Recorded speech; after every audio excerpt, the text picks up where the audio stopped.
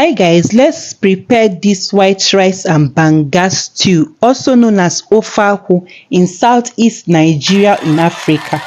Welcome to UG Special Kitchen. Please subscribe, like, share and also click on your notification bell so you'll be notified anytime we drop a video. Actually, this happens to be the first video on this channel. So this is the palm kernel we'll be using for the preparation. I have to pick them myself. I have to pick the good ones. At this point, I think I've gotten the quantity I needed for the preparation. Then I have to wash to remove all the dirt. So when I'm sieving it, I won't be seeing any particles. And also to wash the sands away from the palm kernel. Very important. Then when you're done, you have to pour in enough water and make sure the water is above the palm kernel. So when it's boiling, it will be very soft for you to pound. Then you place it on fire for it to cook. So as it was cooking, I have to drive out to go get my meat, my fish, my vegetable and some other things I needed. So see me, I'm back pounding, and as you are pounding, you have to apply your African strength because I allowed it to cook very well. As you can see, it was very easier for me to pound to this texture. Make sure you pound until you get exactly this result you are seeing right now.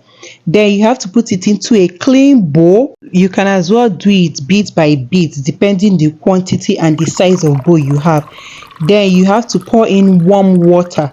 Make sure the water is warm. Why? Because it makes it more easier for it to squeeze. As you can see, I'm using my fingers to squeeze it out to separate the kernel from the chaff. Preparing this, you need enough strength while squeezing it. So, but you enjoy it at the end of the cooking.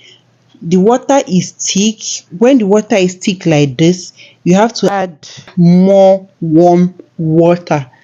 Like I said before, we are using warm water to prepare this. So I'm going to get the warm water now to add to my banga. See where I've added it enough water, separating the kernel. You have to separate the kernel to look exactly like this in a sieve. I will definitely keep mine for gari.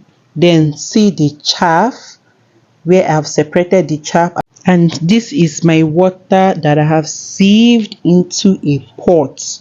I'll allow it to boil to get a little bit thicker, because if you watch very well, the water is still very light. So see where it's boiling already. So I have to leave it as it's boiling. Let's just check again. See, it's still kind of very watery. As it's boiling, I have to prepare my meat and my fish. See me spicing the meat that I bought. Things are very expensive in the market, but who are we now? We definitely eat meat. We are in Nigeria. We eat meat. So see me spicing the fish. I have to boil the fish first before frying because I love boiling it first. See where I'm frying it already. I'm done with the meat. Is one side and this is the fish. Then let's still check. Okay, it's thick already, but I have to allow it to cool down because I'm rushing somewhere. When I come back, I continue the cooking. So now I'm back. As you can see, there is a lot of oil on top. If you want, you can reduce the oil, but if you don't want, you can prepare it like that. Then see my vegetable. I like using enough salt to wash my vegetables. This is ugu and scent leaf nchamu. After washing them, I have to cut them and set them aside. We'll be using it at the end of the video. And I have to pour in my meat stock. Then this is my pepper mix for the cooking. This is my crayfish. Don't mind the video. The crayfish is not that big. Before they will arrest me. It's not that big. Then this is my onions. I love using a lot of onions because onions is good for bone, for lower blood sugar level, to reduce risk of cancer. It's also good for the eyes. So I love onions a lot. This is my salt and Maggi. The Maggi I didn't use all. Let me just be very honest. I didn't use all. I just used like 3 cubes out of all of them because it was sweet already. Then I have to pour in the onions, the Maggi, the pepper, the crayfish, everything I'll be using to cook. You can see me adding some salt like to taste here. Then when I'm done, I poured in my meat, then I allowed it to stay a little bit before adding my vegetable and another onions. Like I said, I love onions so much. So I love using a lot of onions. Then you have to stir, mix and mix.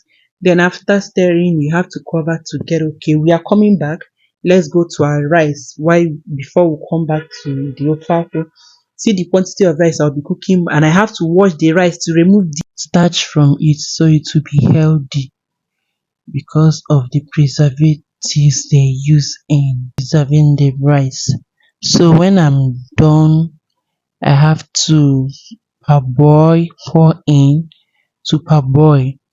Then as you can see it's boiling the first one. I still have to bring it down and wash again before I now pour in the last one for cooking.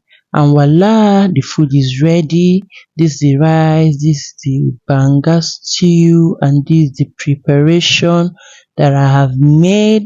For the fact I'm not stingy, I would like us to enjoy this meal together. So get your spoon, get your water, get your drink.